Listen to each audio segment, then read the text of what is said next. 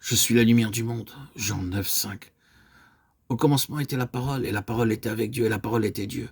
En elle était la vie, et la vie était la lumière des hommes. Personne n'a jamais vu Dieu. Dieu le Fils unique qui est dans le sein du Père, et celui qui l'a fait connaître. Jean 1, 14, 18. Il l'a révélé. C'est la gloire de Christ de pouvoir à tout moment faire éruption dans notre obscurité. Et n'est-ce pas cela précisément qui a apporté sa gloire dans nos cœurs, et qui a fait jaillir la gloire de nos cœurs pour lui, quand par ce toucher béni de son doigt qui est son esprit, nous avons été capables de dire soudainement, je vois. Je ne l'ai jamais vu comme cela, je vois qu'il est alors le désir spontané de nos cœurs. Eh bien, c'est tout simplement l'adorer. Prenons l'exemple, illustrons cet exemple par l'homme né aveugle, à qui le Seigneur a donné la vue.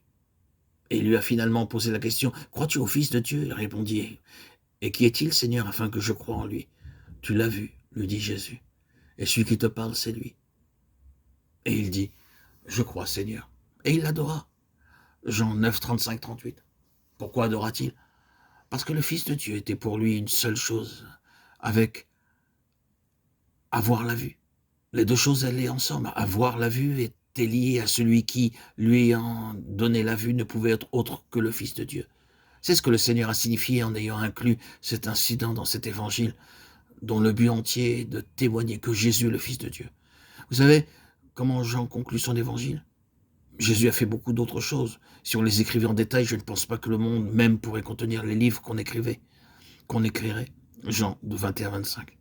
Mais ces choses ont été écrites afin que vous croyiez que Jésus est le Christ, le Fils de Dieu, et qu'en croyant vous ayez la vie en son nom. Jean 20, 31.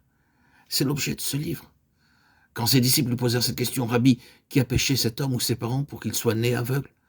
Le Seigneur a écarté cette superstition en disant, « Ce n'est pas que lui ou ses parents aient péché, mais c'est afin que les œuvres de Dieu soient manifestées en lui. » Jean 9, 2, 3. Le Fils est l'instrument des œuvres de Dieu. Le Seigneur Jésus avait déjà dit, « Mon Père agit jusqu'à présent. Moi aussi j'agis. » Tout ce que le Père fait, le Fils aussi le fait pareillement. Car le Père aime le Fils et lui montre tout ce qu'il fait. Et il lui montrera des œuvres plus grandes que celles-ci. Jean 5, 17, 20. Ah, les œuvres de Dieu, donner la vue par le Fils à ceux qui sont nés aveugles, les amenant à adorer. Et Dieu ne se soucie pas de ce que vous adoriez son Fils. Il ne sera pas jaloux de son Fils, parce qu'il s'est lié lui-même à son Fils. Il l'a mis sur un pied d'égalité avec lui.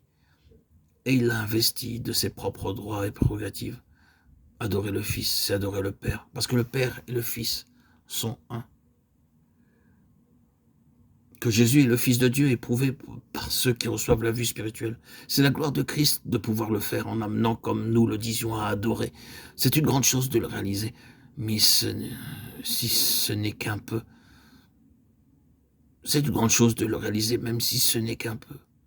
C'est une grande chose d'avoir nos yeux ouverts. C'est une grande chose d'avoir nos yeux ouverts au début et dans le fondement. C'est une grande chose alors que nous avançons, d'avoir nos yeux ouverts encore. Et encore pour voir ce que personne n'a été capable de nous montrer. C'est pourquoi nous avons lutté afin de voir et comprendre. Dieu touche alors souverainement nos yeux spirituels et nous voyons. N'est-ce pas un grand jour quand nous voyons ainsi?